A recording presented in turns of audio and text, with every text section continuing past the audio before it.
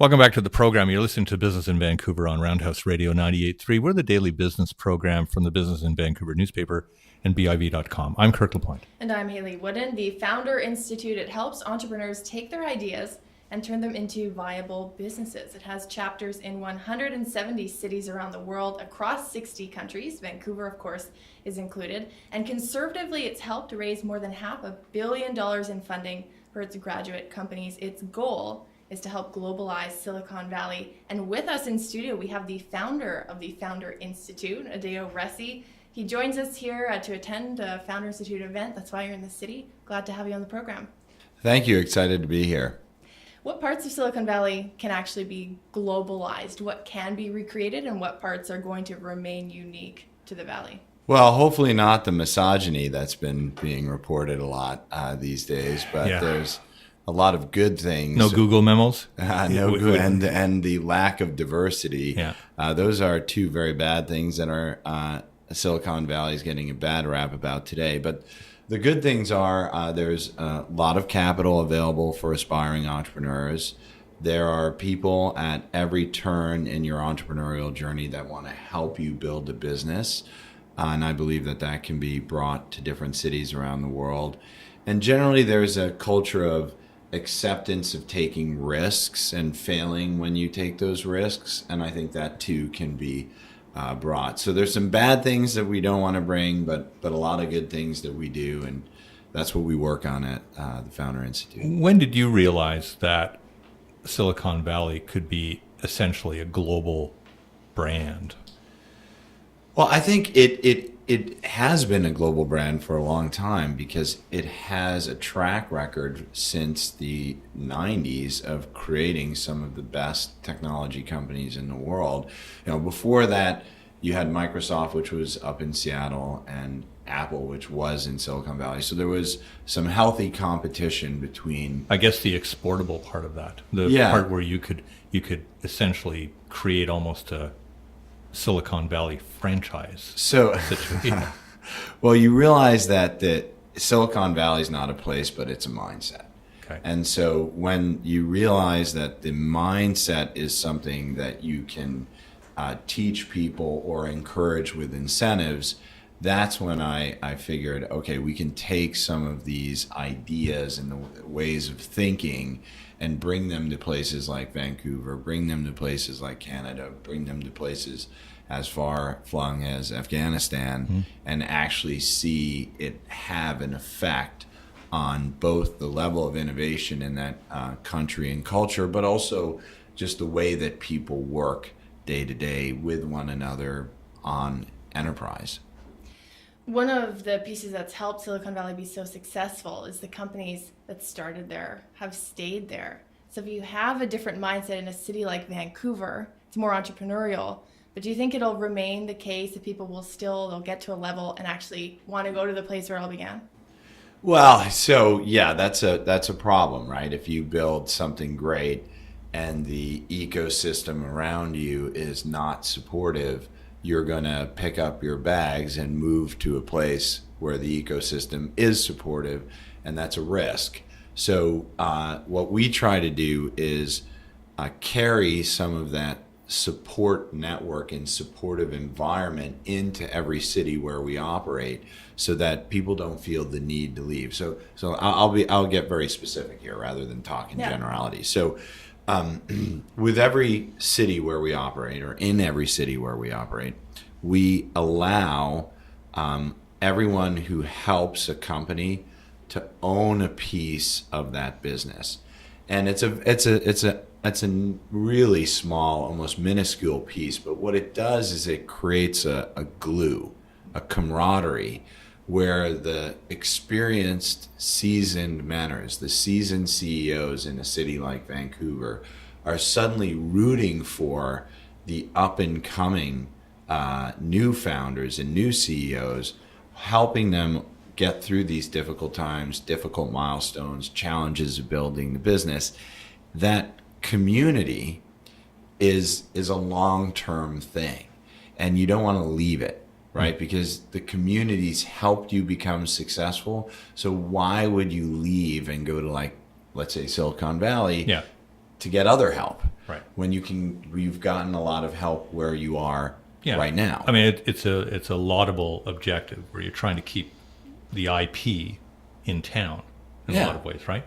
So flatter us if possible and insult us if necessary, Adeo. But what does Silicon Valley think about Vancouver?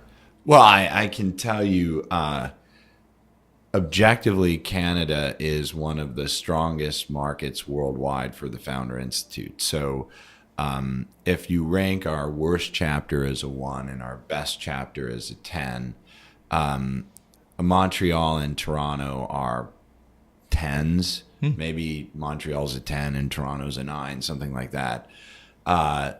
We have chapters that are a 1. We're working to make them stronger. Unfortunately, you might imagine a place like Kabul, Afghanistan is a 1. Yeah. But that's just natural. There are not a lot of mentors. There are not a lot of founders. There's not even a lot of power.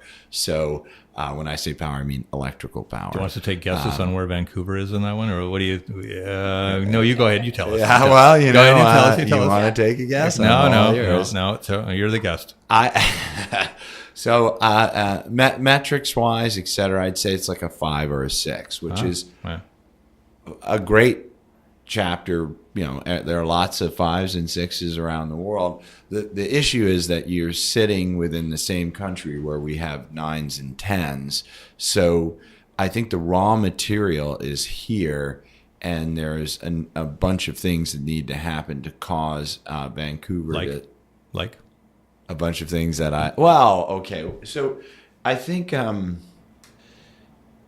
it's hard for me to be very precise because there's so much good stuff happening in Toronto and Montreal that it's hard to isolate this is the one thing that make Toronto and Montreal a 9 or a 10.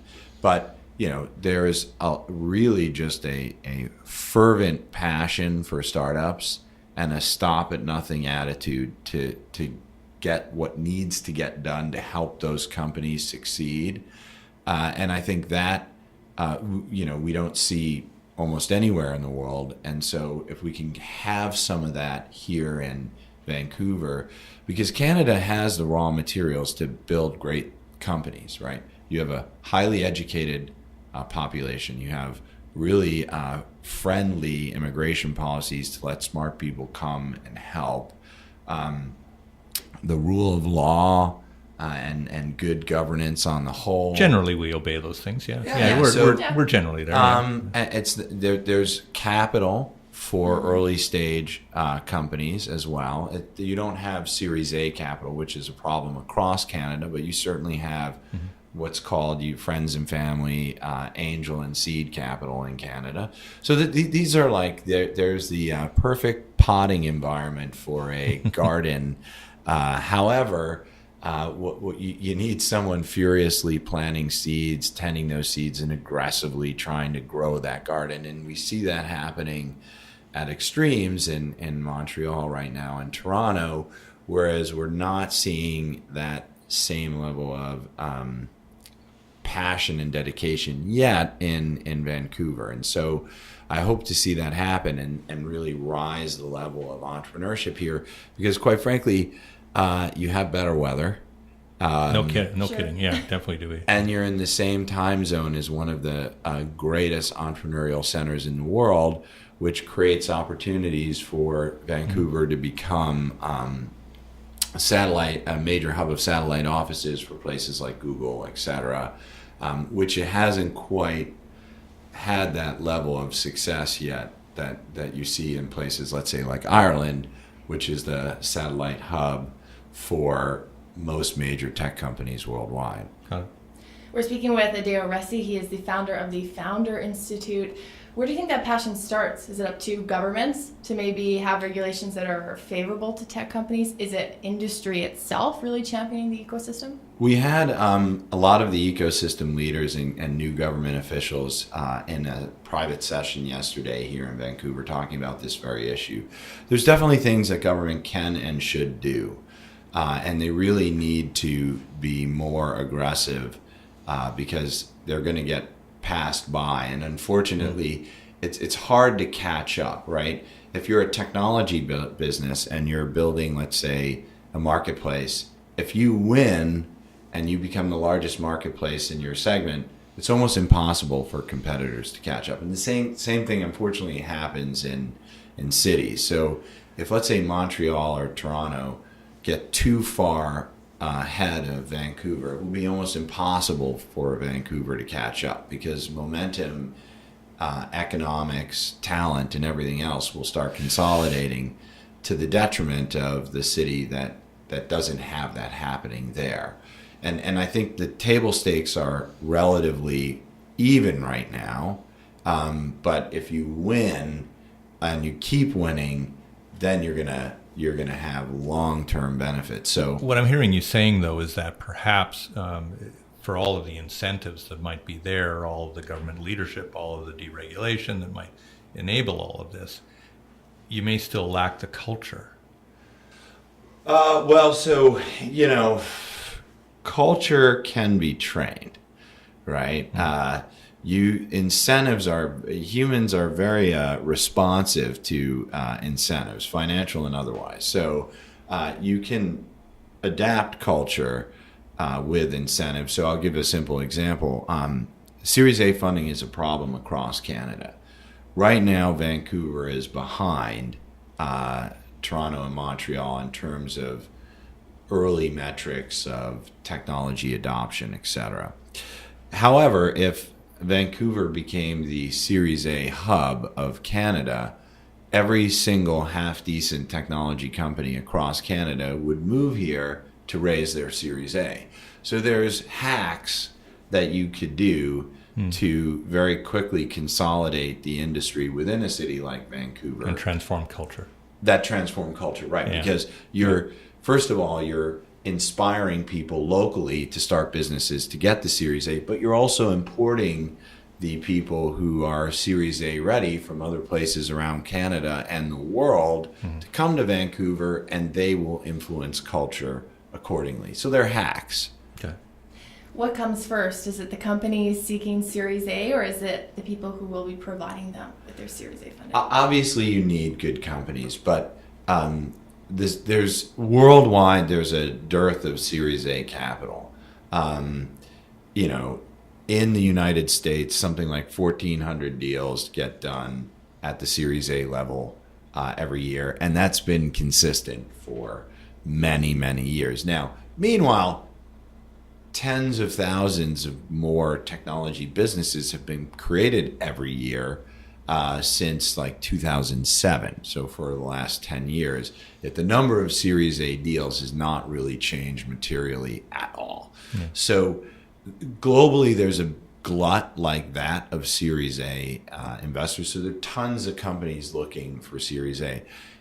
If a great Series A market emerged in Vancouver, I assure you the following would be, especially with Canada's immigration policies, coupled alongside a burgeoning Series A market, you would have everything from companies in the United States, Europe, Asia coming to Vancouver for that capital opportunity, and that would transform the city, even if there weren't great Series A companies here right now. So you don't need the companies here right now, given the fact that there's a dearth of that. And for those of you who don't know, Series A is a term that means the first professional venture investment into a startup.